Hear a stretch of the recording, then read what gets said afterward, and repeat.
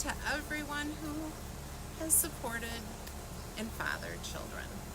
Today we are cooking or grilling a steak out on the Barbie in the backyard. Chris is going to take over in a few minutes and he'll walk you through the topping process with panko and black pepper. So, take it over, honey. Hi folks, happy Father's Day to those of you who are fathers and future fathers and all that good stuff. So the wife likes this crust. It's panko, and this is about a half a cup, just depending on the steak. And then some ground black pepper. We just did this we got a coffee grinder dedicated specifically for spices. You can use a mortar and yeah, pestle. I've even used a baggie and just whacked it with a rolling pin. Yeah, you gotta be careful the pin doesn't break. So then you just mix it up, kind of incorporate everything, and this is going to go on after we flip it. And you want it, I don't know about paste-like, but you want it to, be coated and all happy in there, and make sure everything's mixed up. And then you just dump this on and just let it cook on there. That looks pretty good. Judy, hello. Hi, Judy. Hope It's you're so feeling great to see you. And the grill's warming up, and I'm at 600 degrees, so we're going to try to get up to 800 here in a few minutes. And what I'm going to do with these steaks, you put them on, let them sear off.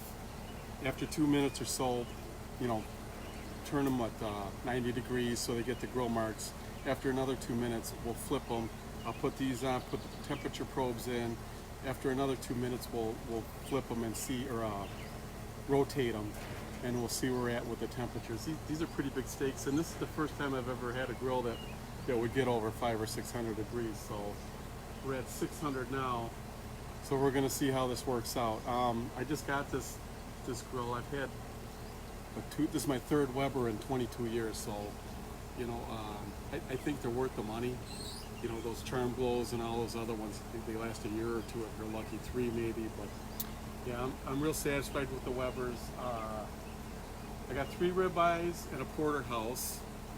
So we're cooking for Chris's dad and all of us, so it's a special treat. And we should talk a little bit about the crust. So Chris and I first had a crust at a restaurant in McHenry, and crusts come in all kinds of toppings. This one is black pepper and panko and some olive oil, but you can also get a garlic crust. What else have we seen? Parmesan. Parmesan, yeah. And you can do the crust on different types of food. You can do it on steak. Oh yeah. Anything, you can do it on chicken, pork chops. Anything you're cooking, yeah. Judy said Happy Father's Day. Oh, good, thanks. So, and we should also say we're cooking on a Weber, but we're not receiving any kickbacks from Weber. Oh no, I just like the grill. And then even with the charcoal, I had Weber charcoal grills before we got married, and I loved them, man. Very durable. They got hot. So I don't know. I'm a big Weber guy, but whatever you have luck with. If you got natural gas, so we're at six and some change. So we got all the burners on here. We got a sear feature, which is just basically another burner in between the two ones on the right here. So it might not get to 800. I don't know. We'll see. So the steaks, you can get your steaks anywhere. Chris and I like the ones at Best Bargains. Yeah, Best Bargains. We've gotten steak at Lake Geneva Meats. Yep. In and around Delavan has been good to us. So what we're going to do, this is a little bit of a process today. We'll go through, Chris has mushrooms on the grill on the top rack. And then we're going to cook the steaks and get them going, and he'll talk a little bit about what you want to look for when you're grilling. And then we'll post pictures of the final product in a little bit. That's always how it goes, right? The tank might run out. You see the burners on in there? I don't know. I can't tell. No, I think the tank ran out, which I expect. All right, 2 minutes. All right, so we're gonna flip the tanks. So let's talk a little bit about what makes a good steak. We have 3 ribeyes, which are the ones on the left. Chris has put seasoned salt. Did you put? I just did mine. I didn't have Yeah, he put Lowry seasoned salt on one side or 2 sides? 2 sides. On 2 sides. The other ribeyes, the ones in the back to the left, have no seasoning. And then Chris's dad wanted a porterhouse, which is his big Father's Day present. When you buy your meat, you want to look for overall marbling. Yeah. And the most important thing you want to do is also let your meat get to room temperature. So these have been in the refrigerator for a day or 2. I gotta hit that with the fork. Okay. And then you want to get them to a temperature so that they will cook through. They'll cook through, I'm right? gonna pull them off about 145. Yeah. Because at 145, It's then they'll medium. have a cup, it's medium, and they'll continue to cook for a few minutes. You want them to rest so it builds up all those juices again. So when Chris comes back, he can talk about that because he's a little bit more knowledgeable What's than that, I the am. marbling? What are we talking about? About when after you grill and you get to your temperature, how you got to let the meat rest. Oh, right, yeah. Well, yeah, you guys probably know that. Yeah, all that meat's, and then you just gotta let all the juices come back in.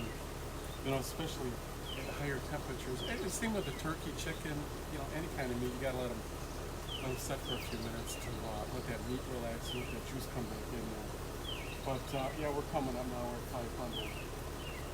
But yeah, the tank right now. If this one runs out, I got one more tank that's full. And we bought one of those fire table things, and that's where I put the full tank in there. But, So what temperature are we waiting to I'm get to? trying to see if it'll go up to 800 degrees. Oh, for searing. for searing. Okay. And like I said, I don't think any of the other Webers would get up to 800. Five or 600 is. So how did you do it before we got this one that's Well, I never seared? seared them off. Where you get that Maillard effect on there, we just threw them on there and just did a mild sear, I guess. But you know, they're saying 800 degrees for a hard sear, and then we're gonna see. So Here's a funny story for you guys. When Chris and I were dating, I was all thrilled. He was coming over for dinner, and I made filet mignon, and I was quite proud of myself. And I just cooked those little filet mignons so much. They were like hockey pucks by the time yeah, Chris just got there about off of work. filet, you just And how did I know? I had no idea what I was doing. But now I know that you want to get to temperature and let your meat rest.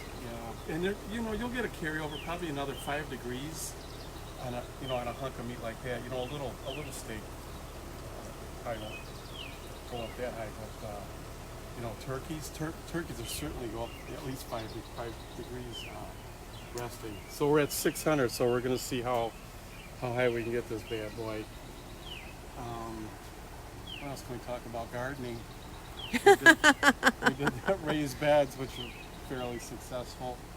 Hopefully at the end of summer we'll be able to talk tomatoes with you guys. We got tomatoes, jalapenos, eggplant, and cucumbers.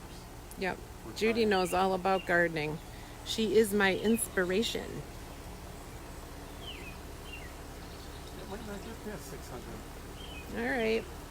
All right, I'm going to throw these on. All right, so the grill's hot. It's hot.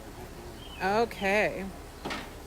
Any particular tips for putting it on there? just don't move it after you throw it on there. Are the ribeyes going to cook faster? I don't think so. I think they're about the same. So Chris is wearing a glove, you guys, because of the raw meat factor. All right, time 2 minutes. Oh, We got it. okay. So we're timing 2 minutes because... That's what it's supposed to be. 2 minutes on each rotation. 2 minutes, rotate it 2 minutes, flip it 2 minutes, and another 2 minutes. But that Okay. was at 700 or 800 degrees. So we're gonna see. That's why I'm gonna stick the probe in there. Oh, Judy wants to know, do you put anything on the grate? Oh yeah, I season that when you get them new, scrub them down, and then oil it up with a oily rag. But I did that already. No, like if you have a grill already, did you put any Oh, just olive oil or olive anything oil, on the or grate canola. Canola can take the heat a little better than olive oil. before you started cooking today? Yeah. Okay. Why the grates are warm? Not 800 degrees, but you know when you're just starting out, the grates are warm. So you brush it on? Yep. We're getting up to 600. Oh, see, that's what I thought was going to happen. I don't know, man. Like I said, I never seared meat off at this kind of temperatures before, so we're gonna see.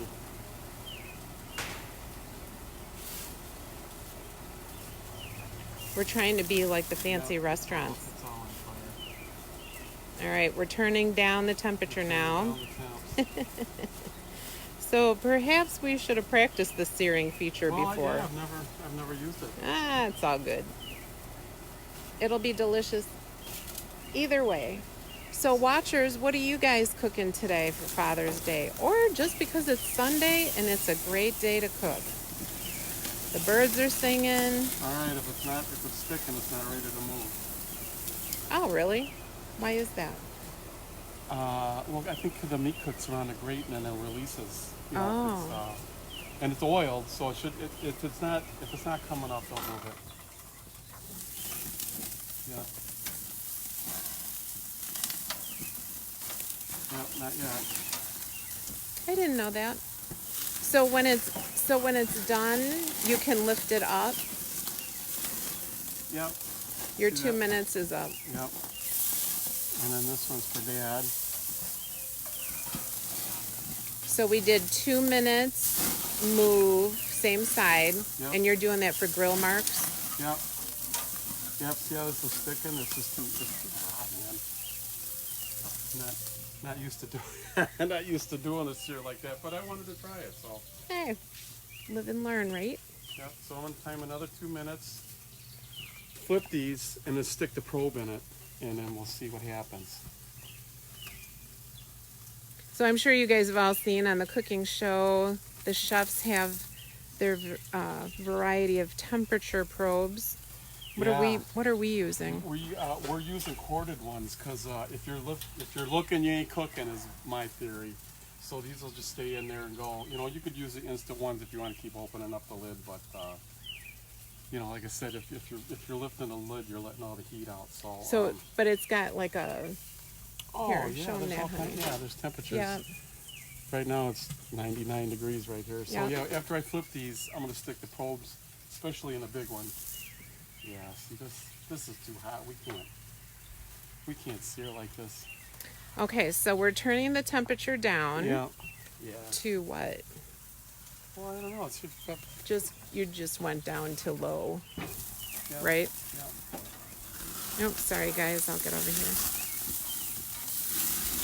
It smells good. Yeah. So it's not 2 minutes yet, right? No, almost.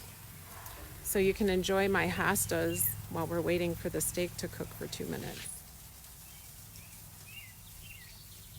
All right, I'm gonna flip these. Anybody cooking today? What are you cooking today, Judy? Or what's Ed cooking? Yeah. See, Or Brian? Here's that Maillard I was talking about. Oh, that's a little well done. That's okay. The Maillard is what, honey? The brownness. Yeah, that was way too hot. Yeah, we're not used to cooking like that. So these probes, I'm gonna stick this one in that one, and then that one. And then what temperature do we want to get to? 145. An internal temperature of Yep. 145. Right now it's about 80 degrees inside those steaks. So now, just to reiterate, Yeah, I'm gonna turn this down. we put them on the grate that had a little of canola brushed on. Yep. When it was warm Canola. with a brush, not your hands. Yep. Safety feature. Then you did 2 minutes on the same side Yep. twice Yep, to get the grill rotating. marks to rotating. And then you flipped it and you'll do 2 minutes Yeah, we're gonna see how this works. twice again.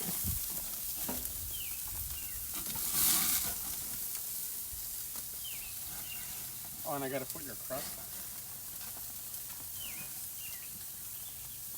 Oh, Judy had brats for today and grilled onions. Oh man, that sounds delicious. I bought brats. Okay, so here's the crust. So Yep. this is breadcrumbs, pepper, black pepper ground up, and a little bit of olive oil. I'm going to turn these.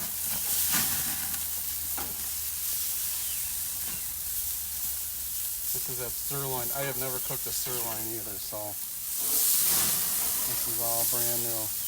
So then, So we got a sear on these. I'm going to turn the flame down and just leave this cook at maybe 350. But you know, you can see the steak is still 80 degrees inside there. oh, So we'll give it a few minutes. all right. And then, honey, any special tips on doing the crust? You just put that on top and let it just cook in and get happy. Yep, you flip it. Yep, it'll get warm and happy in there. All right, I'm gonna leave those alone now while they cook. All right. So we're gonna stop here. So we're gonna get to an internal temperature of what? 145. To 145. Yep, 145, and then it'll be medium. It's all here. Rare is 145, so I'm thinking it's gonna carry over a little bit and get medium. You know, but I wouldn't cook a steak well done. You're just ruining the meat.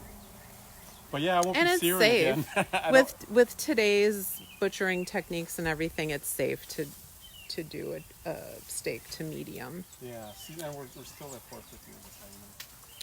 All right, so we're going to leave you guys now, but we'll take pictures and put them in the post since we have about 10 more minutes of cooking. 195. They're going up pretty. They just went up 15 degrees and. Oh, you think we can stay for the whole thing?